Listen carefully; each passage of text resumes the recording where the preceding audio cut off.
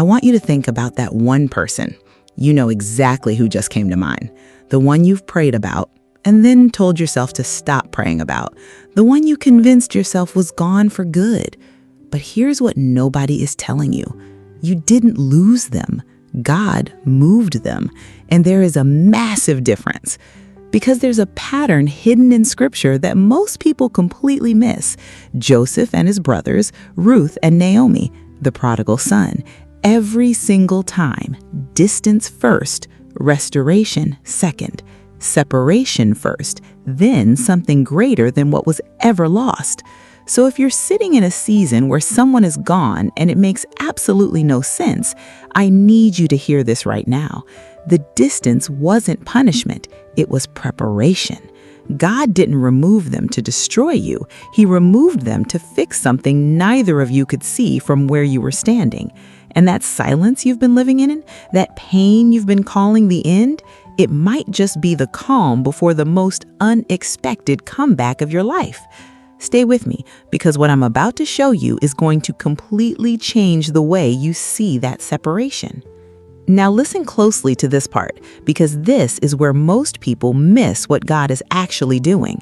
When someone exits your life without warning, your mind tries to turn it into a final verdict, like the story has already been written and sealed. But spiritually, what feels like an ending is often only a pause you don't understand yet. And that pause is not empty. It is structured. There is something happening inside it that you cannot see yet. Genesis 50:20 says, "You intended it for harm, but God intended it for good."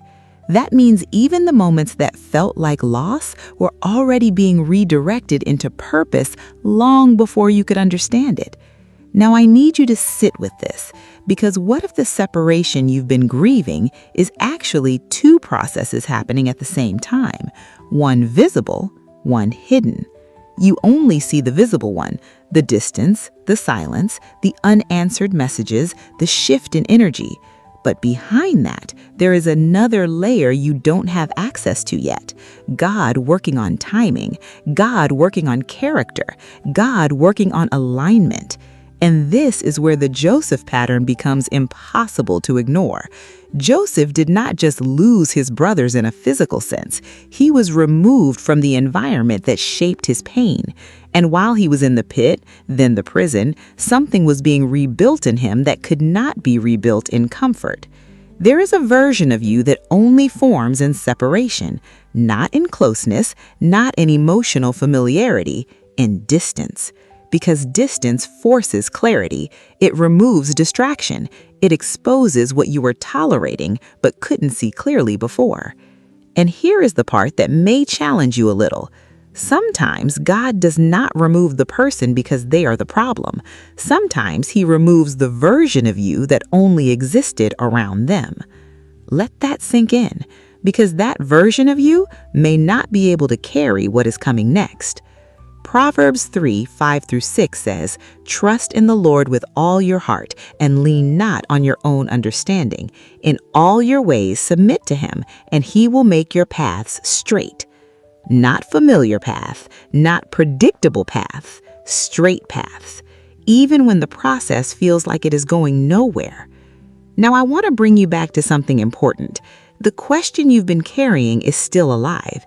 Is this really the end of the connection, or is something being rearranged that you simply cannot see yet? Because one of the most overlooked truths in Scripture is that God often prepares restoration in silence long before it becomes visible in reality. Ruth thought she had lost everything when she left Moab, but the distance was the exact path that positioned her for restoration she never imagined. And I need you to notice something here. Every story of restoration in Scripture required a season where nothing made sense first. No explanation, no clarity, just trust, just distance, just waiting. And this is where your emotions may feel stretched right now, because waiting feels like uncertainty, not progress. But what if progress is happening in a place you cannot access yet? What if the delay is not denial, but construction?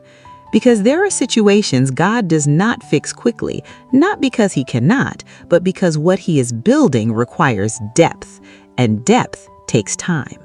Now here is where the tension increases, because if what you are feeling is true, then it means the story is not over yet. It also means something or someone you thought was gone may not be as far from return as it looks. But the sign of that return is not what most people expect. And if you continue with me, I am going to show you what that sign is and why it changes everything about how you interpret silence.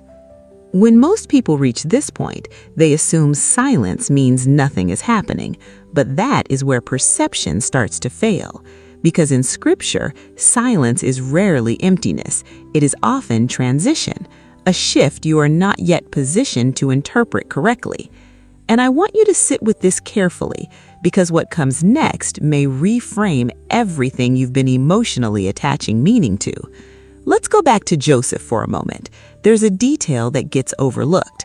Before the reunion ever happened, there was a long stretch where Joseph had no sign that anything would change.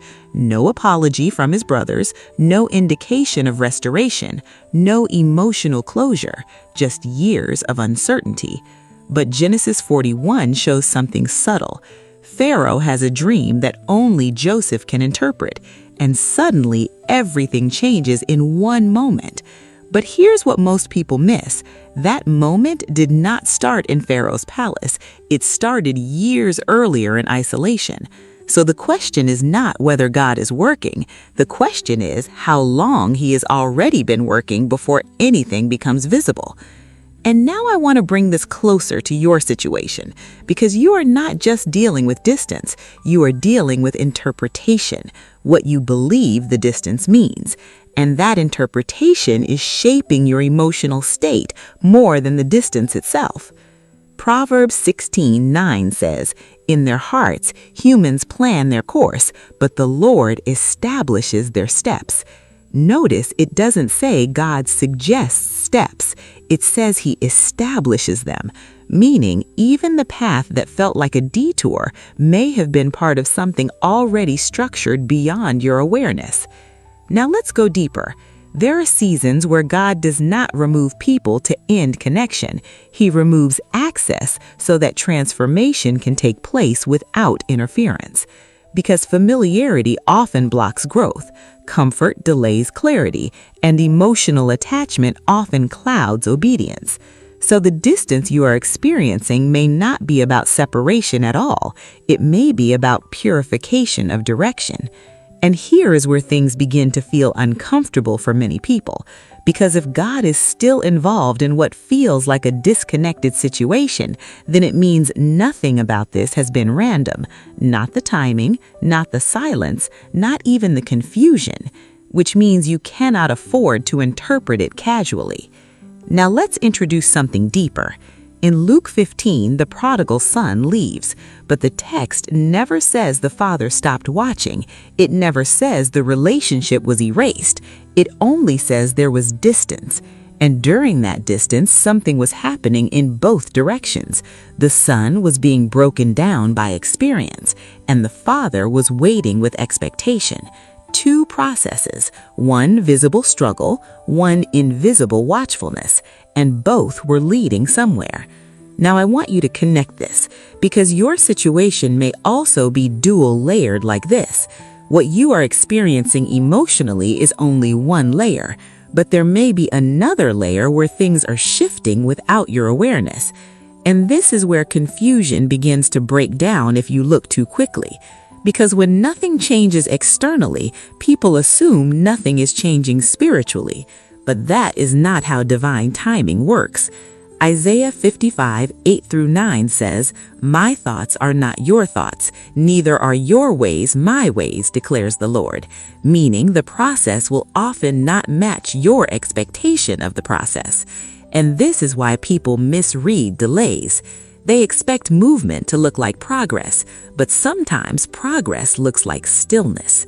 Now I want to go back to something you may not have fully considered yet. What if the person you are thinking about is also in a process you cannot see? What if the distance is not one-sided? What if God is working in parallel timelines? Because if that is true, then the question is not just when will they return? The deeper question is, what will they return as? Because nothing returns unchanged after divine processing. Not Joseph, not Ruth, not the prodigal son, and not the story you are currently in.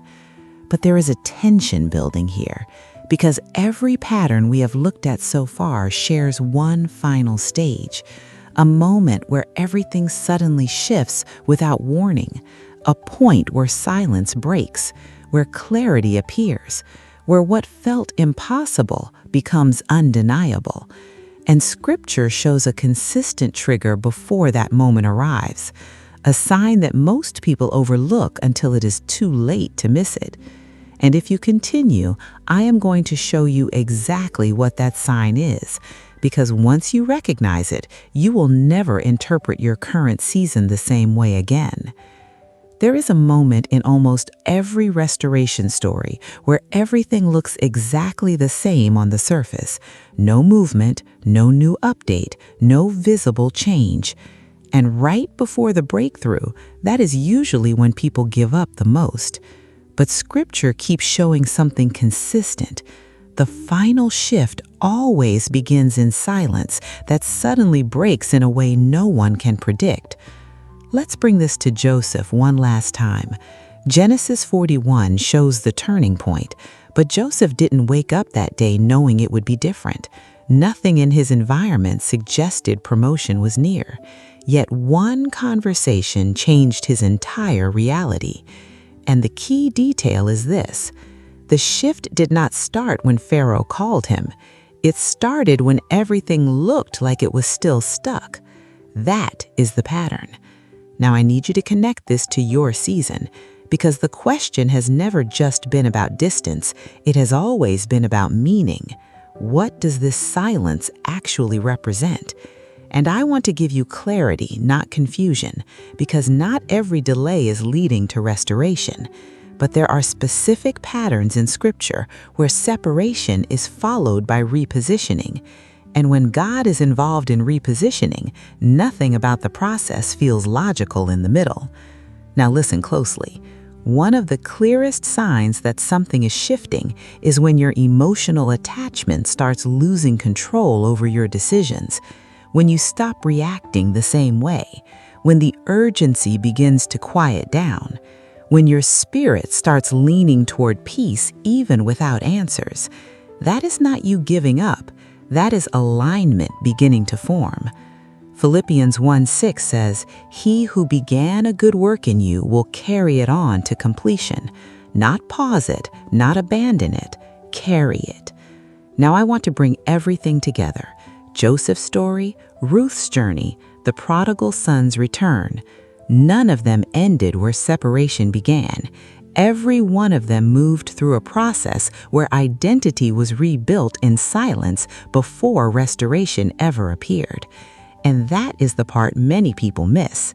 What you are calling distance may actually be reconstruction, not of the situation only, but of the people involved. Because God does not just restore connections, He restores capacity. Now I want to speak directly into your thoughts right now. The person you are thinking about is not outside the reach of God, but they are also not outside the process of God, which means even if restoration is part of the story, it will not return the same way it left, and neither will you. Something has to mature first. Something has to settle first. Something has to become ready. And that is why forcing clarity too early never works. Now here is the final layer. In many biblical patterns, the moment of return is not announced, it is recognized. You don't always get warning, you get awareness. You realize something has shifted before anyone explains it. And when that happens, everything that once felt confusing suddenly makes sense in hindsight. But you are not in hindsight yet. You are still in the forming stage. So do not rush what God is still shaping. Do not mislabel what is still unfolding. And do not assume silence is absence. because in the kingdom, silence is often construction. Now, I want to leave you with this. If this message spoke to your situation in a real way, don't keep it to yourself. Comment one word right now: trust. Not because everything is clear, but because your faith is still active in the middle of what is unclear. If you have been feeling this message, like this video, subscribe so you don't miss what comes next, because this channel is not just about messages, it is about clarity in seasons where nothing makes sense. And share this with someone who is quietly struggling with distance they cannot explain, because what they think is over may actually still be under construction. And if you want, go and watch the next video on this channel. It will continue from this same pattern and show you another layer of what God does in silent seasons. Stay aware, because what feels delayed may already be moving closer than you think.